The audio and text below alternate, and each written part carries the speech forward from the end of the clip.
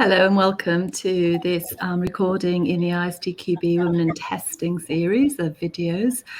Today I'd like to welcome May Abu Sbeit, who is a Senior Test Analyst at the Royal Scientific Society of Jordan and a member of the ISTQB, which is the Jordanian Software Testing Qualifications Board. Hello and welcome, May.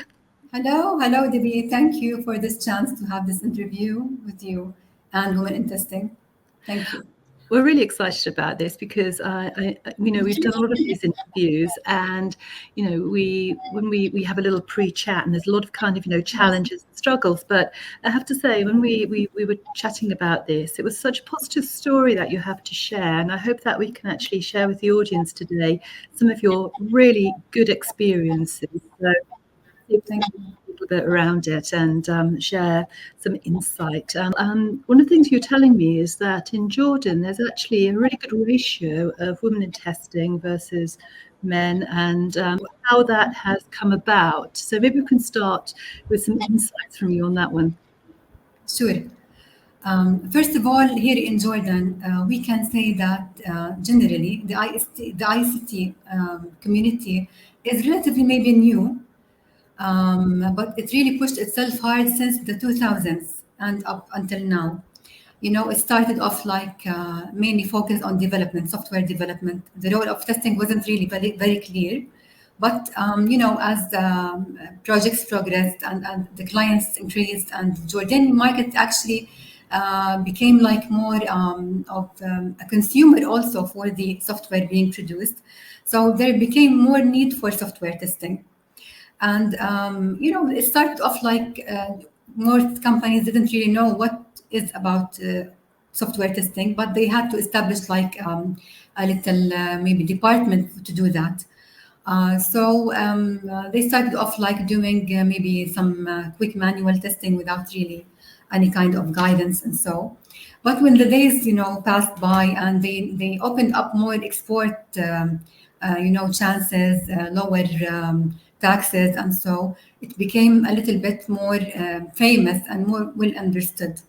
But maybe I would say that if I look at the women's contribution today in general to the ICT sector, like in back 2 years from now, it was around like third of the participants in the whole sector. But amazingly, in software testing in specific, in all companies I worked with or even have heard about actually, in software testing in specific, women are dominant. It is very clear here. Maybe because, there's like a perception that, perspective that software testers, because they need to be detail-oriented, we have a lot of, focus on the details, and we can do well in that area actually. We can zoom in and zoom out at the same time. It appeared that, business owners preferred that kind of qualifications to a very good degree, actually. So, for example, at our team currently in the Royal Scientific Society, we have around, I think, 20 team members, almost, let me say, over 90% are women from them. And other companies, it ranges maybe between 60 to 70 to 80% women. And that is something that actually makes me proud, because I feel that my investment in my own career and in others' careers has paid off, actually, yes. We consider ourselves a very good part of this success. So tell me about your own career and how you got started, and right back to maybe university or aspirations when you were younger. How did you get into testing? You actually reminded me of the good old days, actually. Yeah. I started off in 2002, the same year I graduated in. There was actually a lot of requests for new hires, and it was like the start of the, the enlargement of the software industry here in Jordan. So when I started, actually, I didn't really have much of an introduction into what software testing was, because in the university we took generic, courses about software development and about SDLC and so. But at that point, the first company I worked with, they had a vacancy for software testing because it was a newly established department. It was one of the first departments here in Jordan, actually in one of the banks, let me say. So I started there. And to my very, very excellent and good luck, I thank God for that. My direct team leader, she was a woman as well. So I had a role model, to look at actually. That was something that pushed me forward to understand this more. And back at those days, we had to read books. We had to know to sit with experts. We had to do it, the rough way, the hard way. But actually, we learned a lot. And gradually, we had increased our testing types. We had enlarged our team. I think we managed to somehow change or shift the perspective about the general role of software testing relatively in Jordan. And after that, I went to another company, to build my experience a bit more, for more exposure, because the other company was an American company that has branch in Jordan here. So that was actually an interesting opportunity. Actually, I obtained it, but just because of recommendation from someone, and then I made an interview and I got the job. So it was like a whole new world has opened actually, because even back at those days, I'm talking about around maybe 2004, 2005. They were talking about agile development and agile software testing, which was very relatively new here, and even worldwide, it wasn't really that much, in momentum still. So I had a lot of experience with that, especially working with a distributed team, not all of them in Jordan. I saw some types of bugs I didn't see before. I did some things that I didn't do before, like data migration testing, yeah, data mining, and so it was a very good experience. And again, the team, let me say, at that point was like half men and women. So even at that point, we had a good participation of women. After that, I went to another company which was based in Dubai, United Arab Emirates, but I worked in the branch here in Jordan. It had a totally different business, which made me know about a different business domain that added to my experience. Afterwards, actually, because I worked with a lot of people in different testing roles, I led teams and I did the testing myself, of course. Some of my friends and I decided that there was something that we can invest our time on, which is, to try to automate the part of testing that really takes much of the time, around maybe 60 to 70% at that time, which was the software test design, the design part, analysis and design part. So we had like an idea to build some kind of automated tool to help us in that. And accordingly, we gradually worked on it. It was like an entrepreneurial thing for us. We took some time to do it and we moved on with it. We made a prototype. We showed it to some companies. They liked it actually. My team was women as well, some of my friends. So that was, I think, it made us push towards, different perspectives. We were able to talk to different, maybe experts. We participated in one of the conferences actually. It gave us some experience, but due to the lack of finance and because it really needed a lot of hard work and experience we actually didn't have at that point, we had a challenge because we didn't really, we're not able to hire someone very senior to help us. We had to do all the job, the three of us. So we ended up closing the company, unfortunately. But sometimes it is something good because I went after that. I worked as a freelancer for some time, which gave me some exposure to different environments, different needs. And finally, I came to the Royal Scientific Society and started a new job with them. Yes. Yeah. So while you were doing this, you were being a tester, you were being an entrepreneur. How did you balance life in general? Women with other commitments and what have you. How did that work for you? Yes, it was actually hard a little bit. It's still a little bit hard until now, because as your responsibilities grow, you need to be more organized in your time and in your thoughts. I think that creating checklists of what you want to do, when to ask for help, that's really important. I think my work environment is really supportive for that. And I was really lucky to have all the way supportive work environments. You need to plan it very well. You need to be able to delegate some tasks when you need to, and you just need to move on. If you keep focusing on your own perspective and your own goal, you will be able to overcome these challenges. Yes. You talk about a supportive work environment. What was it in particular about the working conditions that helped you? Is it because actually there are a lot of other women who were working with you, so they understood the challenges? Was it just generally the way that your organization operated? Yes, sure. Having more women in my workplace gave me some role models actually, and the feeling that yes, we can do it. We can do it either individually or as a group. In addition to that, we have like equal voices for with our other male colleagues. I don't feel any kind actually of imbalance or so, because at the end we need to deliver a project, and we put all our efforts with it. We can sometimes work from home actually to finish something. So I didn't feel that being a woman has any relation to something to make me delayed or something to make me unable to continue or commit to my work. Actually, our work environment, we have a lot maybe of married women here. They have children and they are able to balance the work and their homes. I think for sometimes there's like you can feel the pressure on one side or the other. But in general, yeah, we have the understanding from management if they need to have a leave, if they need to maybe put some more time for their families. For sure, we always hope for more, but I think it's relatively supportive. I can say that much more than maybe than other work environments, I would say. That's very good. And is that the general situation you would say in Jordan, or is that very unique to the Royal Um, Scientific Society? Yeah, I think so. But sometimes in some companies in the private sector, they don't really give enough chance for that, even though some of them give like flexible working hours, which could be of help towards that. I think we have a lot of good laws here, but maybe not everywhere they are enforced in a good enough way. Mhm.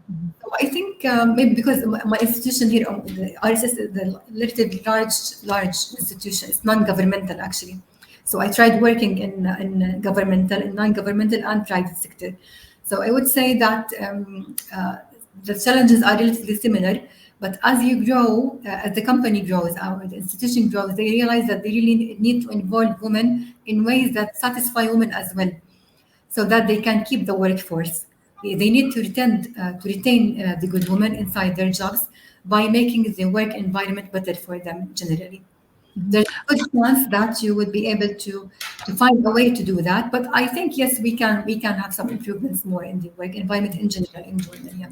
I think it's a challenge, globally, actually, trying to make sure that working It's not conditions easy. are such Yeah. that it supports whoever. And it's not just about women, actually. We share the care now with children and what have you. There are a lot of, others who are responsible for balancing things. But we need the structure from the organisation to allow us to do that. You mentioned role models, and you had a very good role model, and you've described how important this is several times now. Is it something that you enjoy doing, being a role model to other women in your organisation? Yes, because I know the importance of the role model and how I benefited from my previous team leaders, especially women. So the main thing is that they really put the time and effort to understand the need. Why are we trying to accomplish something specific? How to do it? They listen to their teams. I think they have the skill of the active listening very well. That was really beneficial to me when working with some of the team leaders. So I try to give that to my team. I try to give that to the people I work with. We sometimes work with students actually. We have some internship programs related to software testing. I'm not very involved in that now, but I used to be more involved in it. So it was like you need to understand what the university is providing and what you can give in their work environment here. Because we still have some kind of gap here in Jordan, actually, to be honest, between what students study in the university and Yes. what they actually need to do. One of the main things is that many of them do not really know what software testing is.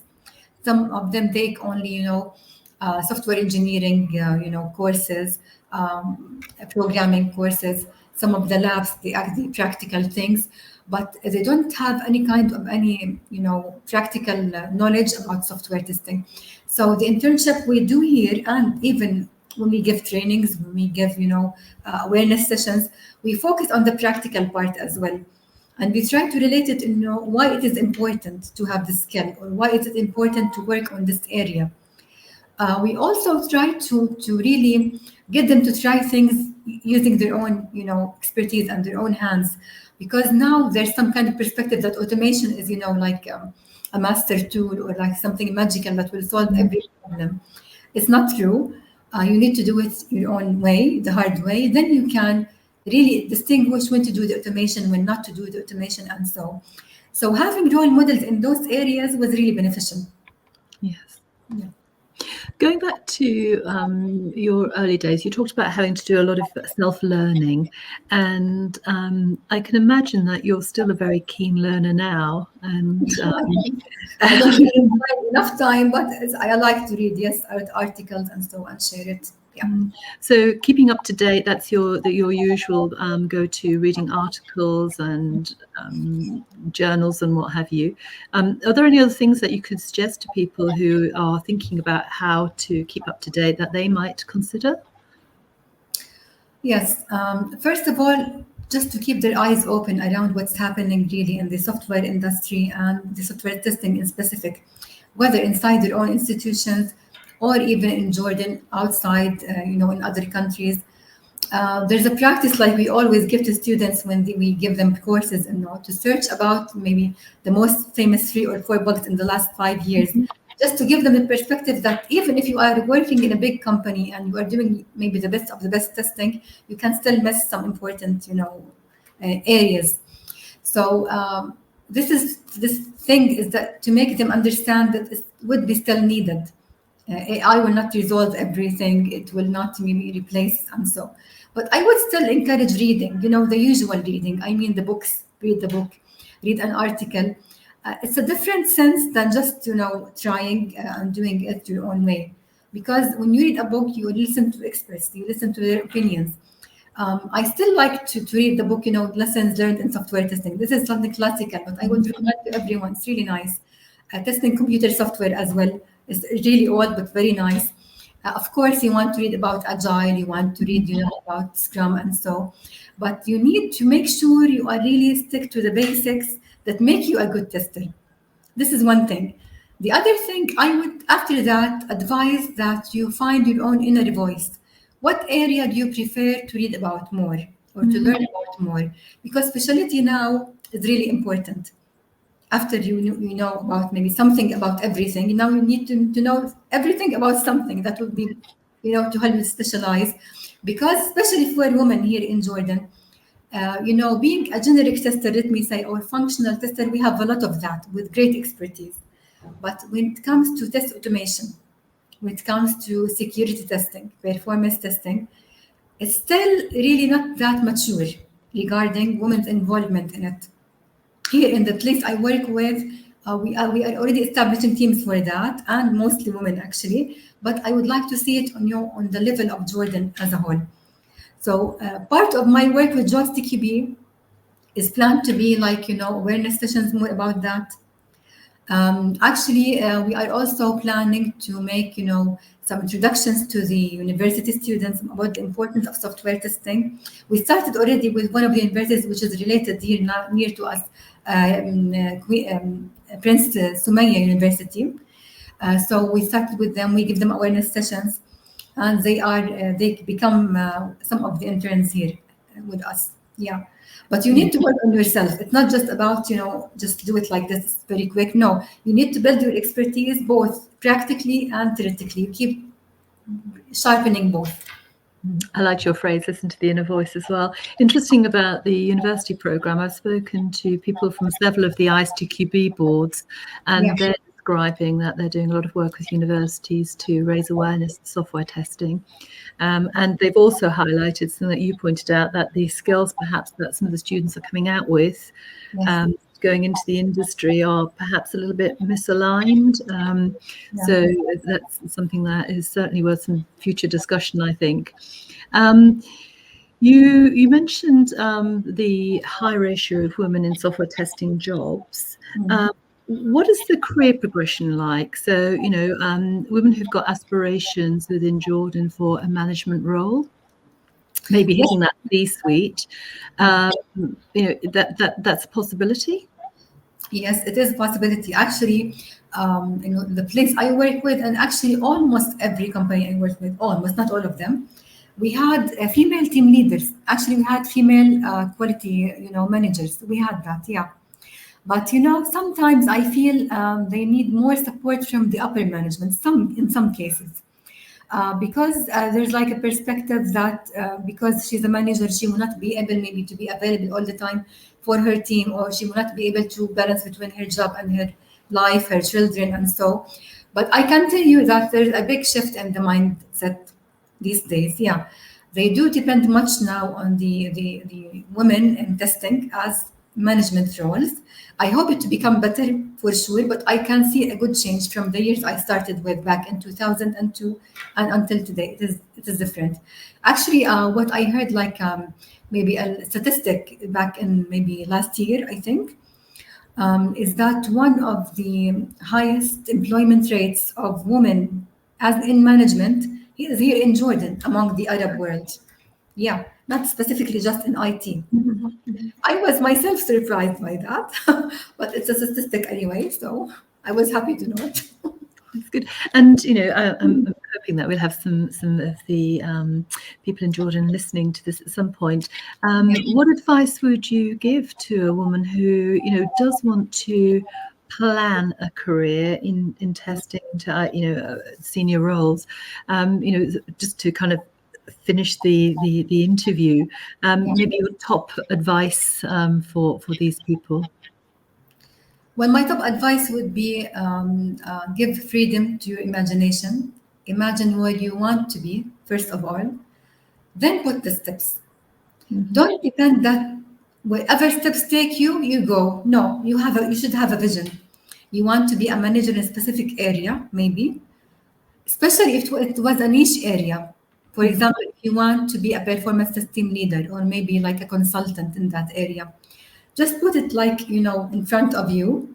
You can just hang it on the wall or something and plan for it. Planning here doesn't just mean working by yourself. It means that you need to reach out to experts. That means you need to maybe try your own ideas. And even if you fail, that's fine. Just keep going on. We have a proverb in Arabic. They say, "Man jadda wajad." It means whoever puts effort will find, the payback. They will find the value. That's really true. You need to work hard on yourself. Also, give yourself some rest. Don't be too high aspirations. Don't kill yourself with objectives. Take it one step at a time. But the most important thing to keep you going really is to have like a vision. You need to see it in front of your eyes, that you are providing value in a specific area and you can do it. You can do it because so many girls have done it before you, and so many can do it still. And you always need to think of the new generation. Yes. You are a role model to them, whether it was directly or by just chance. But you need to keep that in mind, because it's not your own, just on your own perspective. You can also enhance the interest of Jordanian women in software testing, the interest of Jordanian women in general to in the workforce, and that will increase and that will help to enhance the job conditions more. Because if you join more and you are available more, your voice will be heard much louder. Yes, I think that's it. Oh, May, thank you. I think that's good advice to women in Jordan and actually globally. It's inspiring advice. And I just want to say a huge thank you to you. It's certainly a role model and really excellent insight into your own path, but also I think a little bit more in there too. So thank you. And thank you to everybody who's listened. Thank you a lot, Debbie. Thank you for this chance. I really appreciate your effort in this area. Thank you very much.